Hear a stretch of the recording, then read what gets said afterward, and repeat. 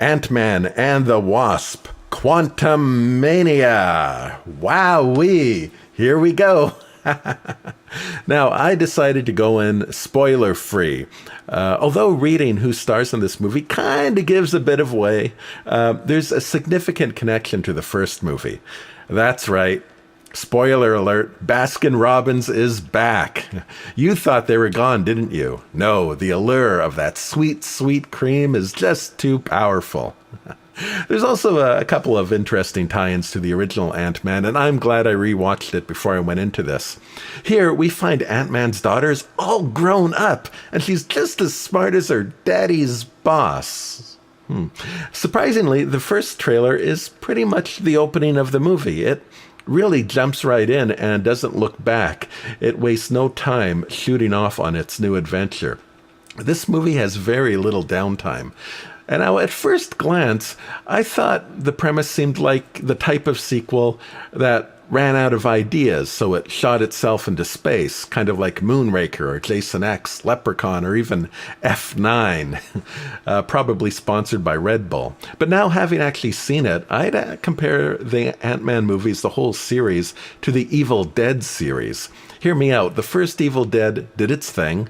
The second also did the thing, but better. And then Army of Darkness just sort of took the thing and shot it off a cliff into Crazy Town.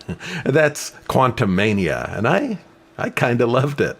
Now, in my review of Ant-Man and the Wasp, I wondered if that shrinking and growing effect would be as meaningful without any real-world stuff to compare it to.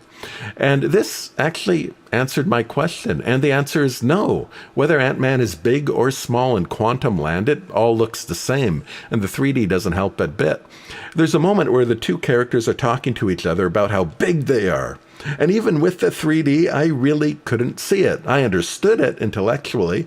I saw them expand themselves. The sound effects gave me the big thump, thump, thump giant footsteps, but the crazy globby background and weird buildings just didn't give me anything to judge the bigness by. There's nothing visually that I could relate to. They just all look and felt the same size. Now, it didn't ruin any plot point, just a side effect of the location. And that ties into the 3D as well, with the background always kind of the same weird-looking mesh and mush, but a mesh and mush that I'm completely unaccustomed to. I could never really tell if it's something that should be close or far. And all that stuff in the background, it had a lot of detail, and I just always felt that I should be able to determine its bumps and crevices, but I guess it was all meant to be sky, so it all just kind of hung out there like a big curtain with very few objects in between to add a little pizzazz. It actually reminded me of the Eternals in that most of the movie took place in the middle of some open space somewhere, so there was just little opportunity to see much of anything in 3D. And what there was often lacked any detail to show off. Again, there was lots of things just looked like they were made out of clay or just very flat in their shape. Now, so far as I could tell, they made the depth of the movie consistent with much of anything Marvel has put out recently, but because the backdrop blended in so much, I felt it really would have benefited from a lot more depth. They could have pushed this a lot more without any complaint from me. So many moments where I was looking at this bumpy, globby stuff and just wished I could get more of a stereo read off of it. The movie, though, is still a hoot. It's still better enjoyed in 3D. There's still lots of neat stuff to see. I just felt it could have been neater. It also has, I felt it had something in common with Avatar. Oh, come on. I don't agree with that at all. No, it's like no one here is an island. If one person is in trouble, they're all in trouble. And that's kind of what it's all about. I mean, they're a team, but... Yes, they're a team. This isn't Ant-Man, it's Ant Family.